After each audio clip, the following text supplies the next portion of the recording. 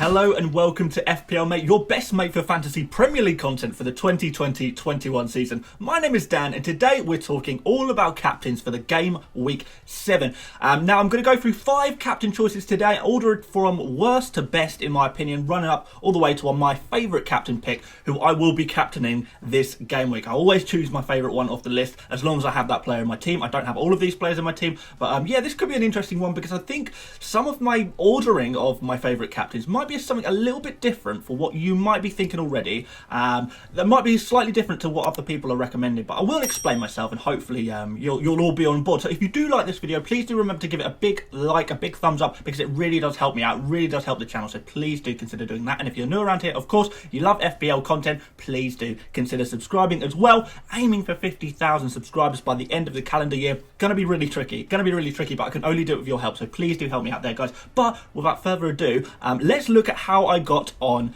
last week with my captaincy picks. So I picked 5, of course, as always. Aguero, my 5th best, only got 1 point. Unfortunately, got the injury, of course, didn't he? West Ham proved to be a pretty difficult fixture there, actually, didn't they? Son got 11 points, not bad at all. Perhaps a little bit lucky, perhaps, to get all 11 points. Mane with 8 points. Looking really good at the moment, isn't he? Kane with 5 points. Didn't really do too much in that game, to be honest. A little bit disappointing. It was a bit of a tactical battle, wasn't it? And then Salah, two points. I can't believe it. I picked Salah as my captain. I'm sure a lot of you guys did too. Still think it was the best captaincy pick. He was very unlucky, Salah, to, hit the post. One of his goals was offside by, like, the tiniest of margins, so it was really super close one there. So yeah, unlucky there, but we will try and make the best of our odds for this game week as well. So let's go to my 5th best captaincy pick for this game week, and that is Raheem Sterling. Once again, our 5th best option is a Man City player, with Aguero injured once again, and Jesus probably not quite ready for a return. That kind of leaves us with Sterling playing as the number 9 again. Sterling has looked like the one to go for at City, and Sheffield United is quite a really nice fixture, really. But I have to be honest with you guys, although Sterling is the best City have to offer right now, they're not really offering that much. So Sterling is taking a couple of shots per game, not too many big chances. I don't really think he's fully suited to playing at number 9, and I think City are suffering with all of their injuries to key players. So I'm not going to waste too much of your time on this one, but because although, yes, Sterling, he could easily grab a couple of goals, maybe a goal and an assist, against a poor-looking Sheffield United, and Sheffield United are looking quite disappointing so far this season. He could get quite a good score, Sterling, but am I confident that that's going to happen? No, I'm probably not. And there are 4 sensible picks that I think we should all really be focusing on in this game week.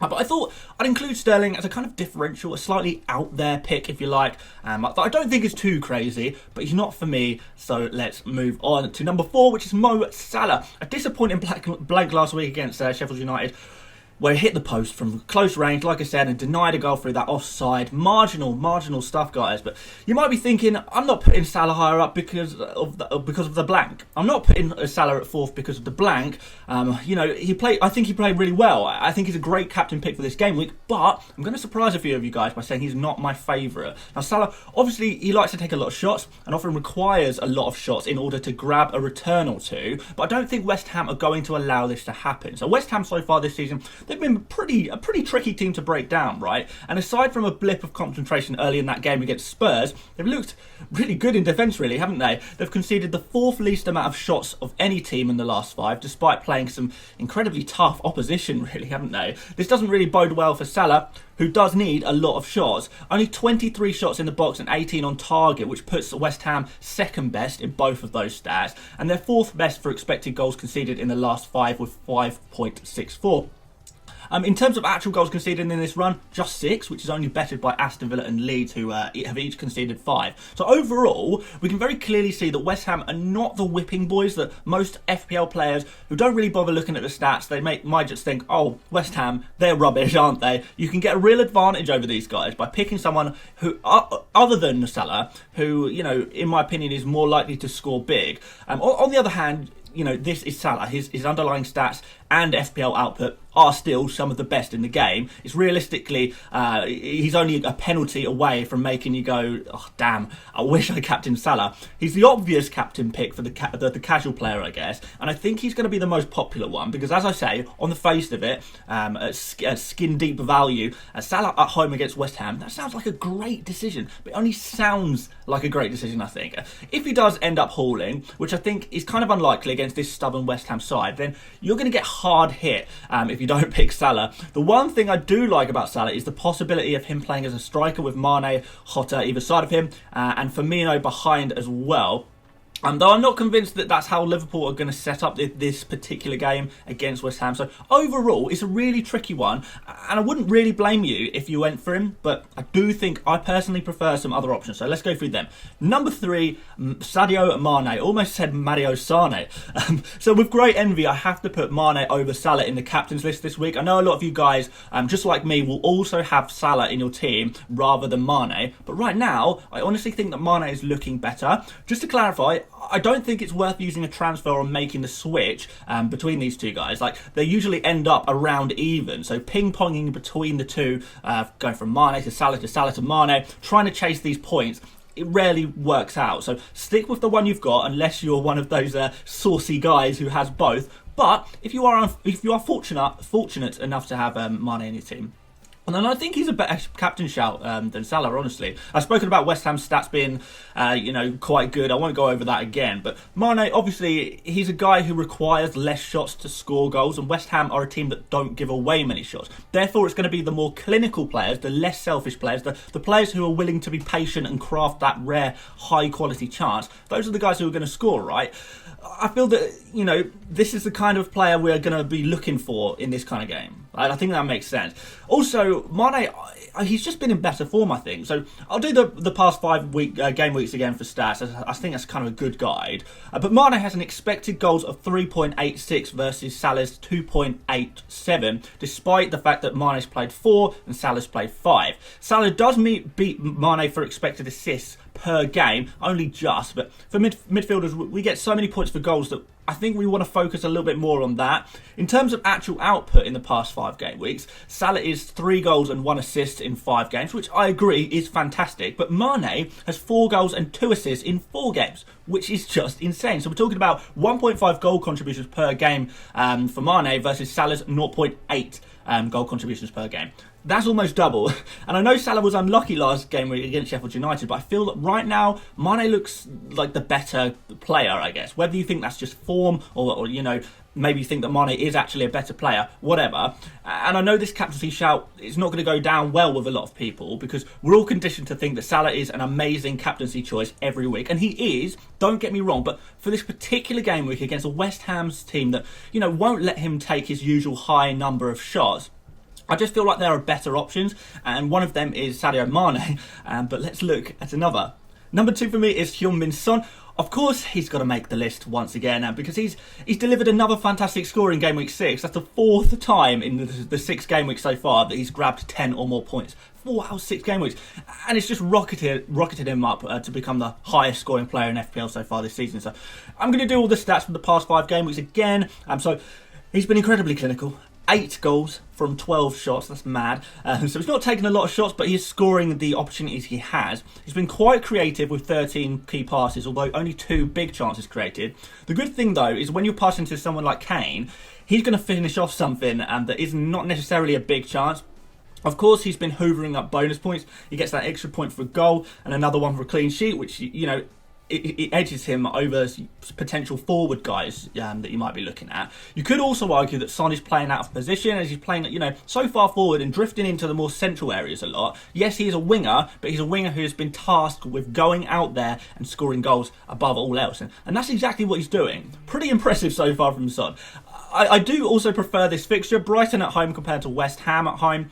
But I do want to clarify, Brighton have looked good at the back statistically. Brighton have allowed the fewest shots of anyone, shots in the box, shots on target, by some margin. And they're also expected goals conceded is pretty low, 5.38 over the past 5. Only bettered by Southampton, I know, Southampton. Still, although they don't concede a lot of chances, they do concede a pretty large amount of big chances. I put these defensive stats, a lot down to the amount of time that Brighton have on the ball. They're a real possession team, and it sort of looks like it's the kind of case of who they're playing against. If they don't have the ball, they can't score, can they?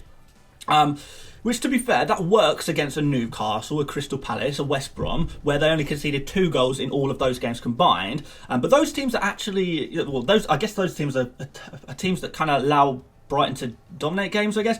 But if you compare that to Chelsea, who they conceded 3 goals against, Manchester United, who they also conceded 3 goals against, and Everton, who they conceded 4 goals against, we can kind of see that Brighton perhaps are going to struggle against some of the stronger teams with the stronger attackers, players that will make good of the chances that they have, players that will capitalise on Brighton's mistakes, which they will make. So yes, you can't always just look at the stats, but you should often delve a little bit deeper and look at the context behind the stats as well. But anyway, that's just my interpretation of it all. I could be way off, but on those counter-attacks against the Brighton team trying to play possession, Son's got to be the man, right? But of course, I say this every week, Son's statistics look great, but he is overperforming them in a way that I don't think is sustainable long term. And I say this every week, and I still maintain that. So there is one man I prefer, and I think you guys can probably guess who that player is.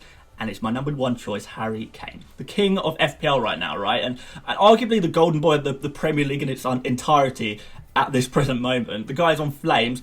Even though he did kind of disappoint last game week against Burnley, I don't want that to put you guys off. Burnley was a kind of a weird game because it seemed like a tactical battle between Mourinho and Sean Dyche. And as Spurs kind of weren't able to fully go for it like they have done in previous games, I think that's going to change for this one though. And I think that last game, you've got to put it down as sort of an anomaly, and I guess proof that 1 week's worth of data is not really useful data. Look at the bigger picture, and the bigger picture says that Kane is playing fantastically. So let's look at the stats again in the last 5. So Kane has taken the most shots with 27. No other premium asset comes even close to that. I think Salah's on 20 shots in those 5 games. So he's beaten it by some margin. 12 shots on target, again he's top. 17 shots in the box, he's 3rd for that one. 6 big chances and 4.23 expected goals. No one can beat that. Creatively, we know he's got the most assists in the league, but he's also made 12 key passes and an insane 7 big chances created. It's an expected assists total of 3.79, which again, he's head and shoulders above any other player in the league in that stat. So yeah, in general, Kane is looking so good statistically, getting these lovely scores every game week, other than last week, obviously. I think that game against Brighton is going to be back to the usual. Kane combining with Son, and then, trying to pull out another really, really nice score. There's going to be some counter-attacks. Kane's going to be putting in some lovely through balls to Son, and vice versa. We've got potential penalties to save your game weeks, even if Kane, by some miracle, ends up having a stinker. I don't think Brighton are going to be able to shut out the Spurs guys, like these 2 big Spurs players, whereas I do think West Ham may frustrate a Liverpool side that haven't always looked their best this season, just like West Ham kind of did against Man City. So for the Liverpool against West Ham game, I think it's sort of maybe going to be 2-1 to Liverpool, 2-0, 1-0 to Liverpool, something like that, maybe a draw 1-1, but I don't think it's going to be a huge score. And I think the ceiling for this game against Brighton for Spurs is much higher. I think there's potential for Spurs to score 3 goals, and you would think Kane is going to be involved in all of them, right? So my advice to you guys, whether you choose to take it or not, is that I personally prefer a Spurs player for this game week. But I'm sure a lot of you guys will have very different opinions on that. So please do let me know in the comments who you're going to be captaining in Game Week 7 and why. I'm super interested to find out. I'll chat with you guys in the comments. You guys will know that I usually reply to, probably most of my comments that I get, particularly at the start.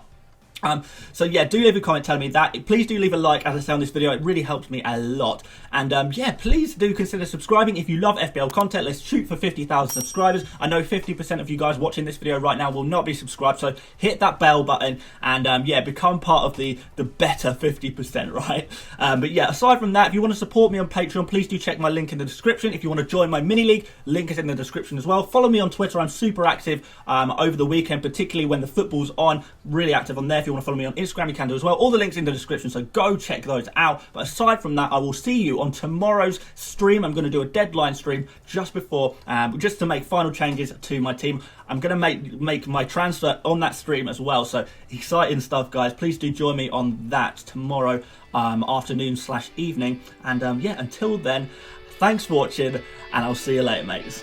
Bye-bye.